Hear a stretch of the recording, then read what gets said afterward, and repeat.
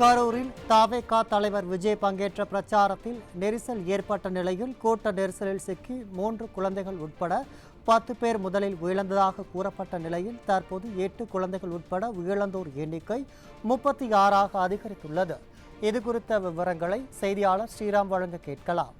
வணக்கம் ஸ்ரீராம், கூடுதல் தகவல்கள். கரூரில் நடைபெற்ற தமிழக வெற்றிக் கழக கட்சியின் பிரச்சார கூட்டத்தில் அதன் தலைவர் விஜய் அவர்கள் கலந்து கொண்டு பேசிய நிலையில் அங்கு கூட்ட நெரிசல் ஏற்பட்டு 8 குழந்தைகள் உட்பட சுமார் 36 பேர் பலியாகி இருக்கிறார்கள். இன்னும் பலர் கடுமையான காயங்களோடு அங்கே மருத்துவமனையில் அனுமதிக்கப்பட்டிருக்கிறார்கள். இச்சூழல் தமிழகத்தையே உலுக்கி இருக்கிறது. கள்ளக்குறிச்சி கள்ளச்சாராய மரணத்திற்கு பிறகு ஒரு பெரும் மரண ஓலம் என்று தமிழகத்தையே சூழ்ந்திருக்கிறது. கரூரிலே திரும்பிய திசையெங்கும் மரண ஓலங்களாகவே காட்சியளிக்கிறது. மிகுந்த பரபரப்பான சூழல் ஏற்பட்டிருக்கிறது. இச்சூழலில் இந்த பெரும் துயரம் குறித்து அதிமுக பொதுச் செயலாளர் தனது இரங்கலை தெரிவித்திருக்கிறார். பாதிக்கப்பட்ட அந்த உயிரிழந்தோரது குடும்பத்தாருக்கு அரசு உரிய நிவாரணம் வழங்க வேண்டும் எனவும், தற்போது மருத்துவமனையில் சிகிச்சை பெற்று வருபவர்களுக்கு உரிய சிகிச்சைகளை அளித்து உயிரை பாதுகாக்க வேண்டும் எனவும் அவர் வேண்டுகோள் விடுத்திருக்கிறார்.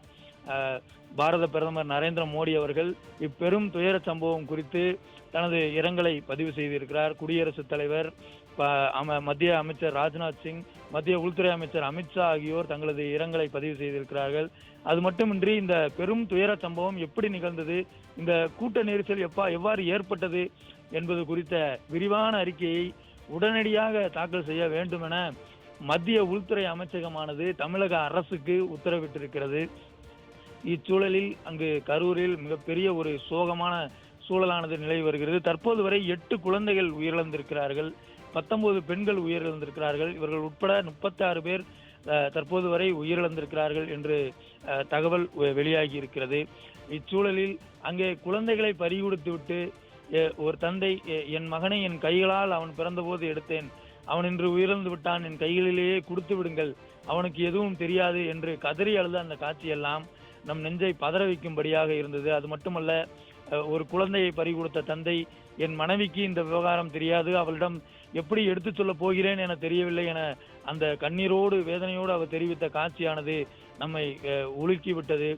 தவேக தலைவர் அவர்கள் காலை மதியம் 2 மணிக்கு கரூருக்கு வந்து தனது பிரச்சாரத்தை செய்வார் என்று சொல்லப்பட்டிருந்தது. ஆனால் குறிப்பிட்ட நேரத்தில் நடிகர் விஜய் வரவில்லை. நடிகர் விஜயை காண்பதற்காக காலை 11 மணியிலிருந்து ரசிகர் பட்டாளமானது அங்கே குழுமி இருந்தார்கள். அங்கு முறையான ஒரு உணவு வசதியோ தண்ணீர் வசதியோ எத்தகைய வசதியும் ஏற்படுத்தப்பட்டிருப்பதாக தெரியவில்லை. இச்சூழலில் அங்கு 2 மணிக்கு வருவதாக இருந்த நடிகர் விஜய் அவர்கள் 7 மணிக்கு தான் அந்த இடத்திற்கு வந்திருக்கிறார். இந்நிலையில் காலை 11 மணியிலிருந்து காத்திருந்த ரசிகர்கள் தங்களுடைய தங்களுக்கு பிடித்த நடிகரை காண வேண்டும் என்று ஆவலோடு காத்திருந்த ரசிகர்கள் அங்கே கூட்ட நெரிசலில் சிக்கி பல பேர் அந்த சம்பவ இடத்திலேயே உயிரிழந்திருக்கிறார்கள். பலரும் மருத்துவமனைக்கு கொண்டு வரும்போது உயிரிழந்தபடிதான் கொண்டு வரப்பட்டதாக தகவல்கள் வெளியாகி இருக்கிறது.